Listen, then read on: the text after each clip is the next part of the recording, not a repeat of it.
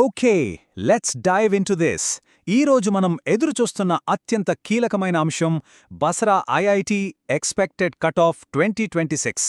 SC, ST, BC అలాగే OC విద్యార్థులకి అసలు ఎన్ని మార్కులు వస్తే సీటు గ్యారంటీ? ఈ పూర్తి డీటెయిల్స్ మనం ఇప్పుడు చూద్దాం.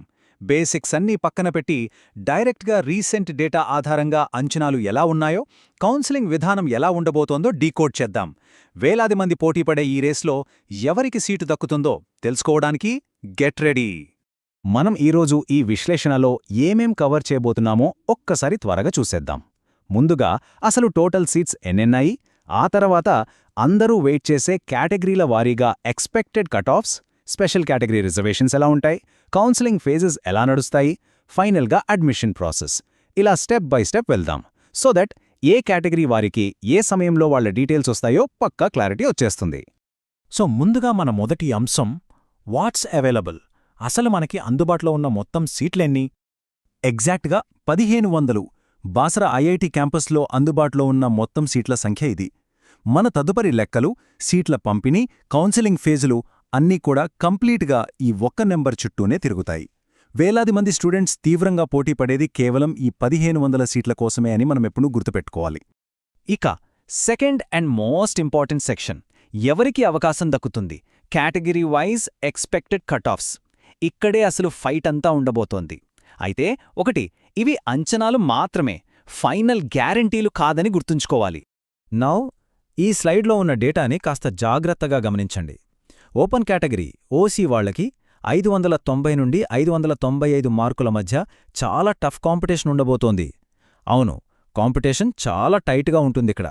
ఇక బీసీ కేటగిరీ చూస్తే 580 నుండి 590 వరకు, ఎస్సీకి 565 నుండి 575, ఎస్టీకి 570 నుండి 580 మధ్య కట్ ఆఫ్ ఉండే ఛాన్సుంది. మరి ఈడబ్ల్యూఎస్ విషయానికొస్తే ఖచ్చితంగా 585+ మార్కులు అవసరమయ్యేలా కనిపిస్తోంది. ఓపెన్ కేటగిరీ లాగానే ఈడబ్ల్యూఎస్లో కూడా ఫైట్ మామూలుగా ఉండదు. అసలు ఒక్కో మార్కు ఎంత విలువైందో ఈ నెంబర్స్ చూస్తే ఇట్టే అర్థమైపోతుంది. ఒక్కసారి బీసీ కేటగిరీ లోపల ఉన్న సబ్ కేటగిరీలను జూమ్ చేసి చూద్దాం. బీసీ ఏకి సుమారు 581, బీసీ బీకి 585, బీసీ సికి 584, అలాగే బీసీ డీకి 583 మార్కుల వద్ద కటాఫ్ ఆగొచ్చు. ఇక్కడ ఆసక్తికరమైన విషయమేంటంటే ఈ సబ్ కేటగిరీల మధ్య డిఫరెన్స్ చాలా సన్నగా ఉంటుంది. కేవలం 1 లేదా 2 మార్కుల గ్యాప్ మాత్రమే. ఒకే ఒక్క మార్కు మన ర్యాంక్ని ఎంతలా ప్రభావితం చేస్తుందో చెప్పడానికి బహుశా ఇదే బెస్ట్ ఉదాహరణ. సరే, ఇక కేటగిరీల విషయం పక్కన పెడితే నెక్స్ట్ మనం చూడాల్సింది స్పెషల్ కేటగిరీ రిజర్వేషన్స్. ఇది కొంతమందికి ఒక ఆల్టర్నేట్ పాత్వే క్రియేట్ చేస్తుంది. ఆ 1500 సీట్లలో స్పెషల్ కేటగిరీల వాటా చూస్తే సిఏపి అంటే ఆర్మీ కోటాకి 2%, ఎన్సీసీకి 1%, ఫిజికల్లీ హ్యాండిక్యాప్డ్ పీహెచ్ వాళ్ళకి 1% మరియు స్పోర్ట్స్ కోటాకి కేవలం 0.5% మాత్రమే కేటాయించబడ్డాయి. మిగతా 95.5% సీట్లన్నీ జనరల్ ఖాతాలోకే వెళ్తాయి. అంటే ఓవరాల్ సీట్లలో ఈ స్పెషల్ కేటగిరీలకు దక్కే కేటాయింపు ఎంత చిన్న స్లైస్ లాంటిదో ఈ చార్ట్ చూస్తే క్లియర్గా తెలుస్తోంది కదా. వాటా చిన్నదే అయినప్పటికీ ఈ స్పెషల్ కేటగిరీ అర్హత ఉన్న అభ్యర్థులకు ఒక మంచి అవకాశముంది. అదేంటంటే మీ స్కోర్ గనక 575 నుండి 585 మధ్య ఉంటే మీకు ఈ స్పెషల్ కోటాల కింద సీట్ వచ్చే ఛాన్సెస్ చాలా బలంగా ఉంటాయి. అదే మీ మార్కులు 585 దాటి 590 రేంజ్లో ఉంటే మాత్రం ఇక తిరుగులేదు, మీరు ఎటువంటి స్పెషల్ కేటగిరీలో ఉన్నా సరే దాదాపు సేఫ్ జోన్లో ఉన్నట్టే లెక్క. మ్యాథమెటికల్ కట్ ఆఫ్స్ చూశాం కదా, లెట్స్ మూవ్ ఆన్ టు ఇది అసలు ప్రాక్టికల్గా ఎలా జరుగుతుంది, అనాలిసిస్ ఆఫ్ కౌన్సిలింగ్ ఫేజెస్. ఈ మొత్తం కౌన్సిలింగ్ ప్రాసెస్ ప్రధానంగా 3 ఫేజులలో జరుగుతుంది.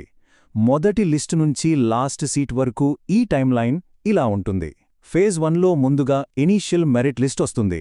ఆ తర్వాత ఫేజ్ 2లో స్పెషల్ కేటగిరీలు మరియు మొదటి ఫేజ్లో భర్తీ కాని ఖాళీలను ఫిల్ చేస్తారు. ఇక ఫైనల్గా ఫేజ్ 3లో ఇంకా ఏమైనా సీట్లు మిగిలిపోతే వాటిని కంప్లీట్గా క్లియర్ చేస్తారు. ఏ ఫేజ్లో ఎన్ని సీట్లు ఫిల్ అవుతాయో ఈ చార్ట్ ద్వారా ఈజీగా అర్థం చేసుకోవచ్చు. సింహభాగం అంటే దాదాపు 1300 సీట్లు మనకి ఫేజ్ 1లోనే బుక్ అయిపోతాయి. అక్కడే మెజారిటీ ప్రాసెస్ ముగుస్తుంది. ఇక ఫేజ్ 2 అనేది స్పెషల్ కేటగిరీలకు మిగిలిన వాటికి కలిపి సుమారు 200 నుండి 400 సీట్ల వరకు కేటాయిస్తారు.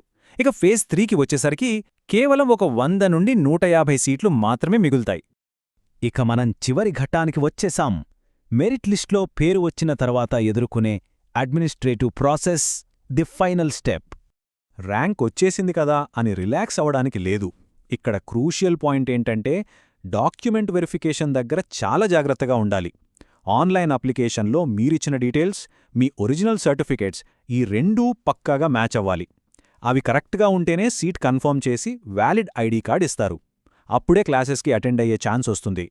ఏ చిన్న మిస్టేక్ ఉన్నా, ఏ డాక్యుమెంట్ మిస్ అయినా చేతిదాకా వచ్చిన సీటు చేజారిపోయే ప్రమాదముంది. ముగించే ముందు ఒక్కసారి మిమ్మల్ని మీరు ఈ ప్రశ్న వేసుకోండి. డాక్యుమెంట్ వెరిఫికేషన్ కోసం అవసరమైన మీ అప్లికేషన్ ఫామ్స్, ఐడి ప్రూఫ్స్ అన్నీ పర్ఫెక్ట్గా ఉన్నాయా? స్పెల్లింగ్స్ అన్నీ మ్యాచ్ అవుతున్నాయా? 2026 బాసర్ ఐఐటి అడ్మిషన్స్ కోసం మీరు ఎదురు చూస్తున్నట్లయితే ఇప్పుడే మీ పేపర్ వర్క్ అంతా కరెక్ట్గా ఉందో లేదో సరిచూసుకోండి. ఈ అనాలిసిస్ మీకు ఆ కటాఫ్స్ మరియు కౌన్సిలింగ్ గురించి ఒక మంచి క్లారిటీ ఇచ్చిందని అనుకుంటున్నాను. వందలాది మంది పోటీపడే ఈ రేస్లో సరైన ఇన్ఫర్మేషన్ మరియు ముందస్తు ప్రిపరేషన్ మాత్రమే మిమ్మల్ని ముందుంచుతుంది. Take care.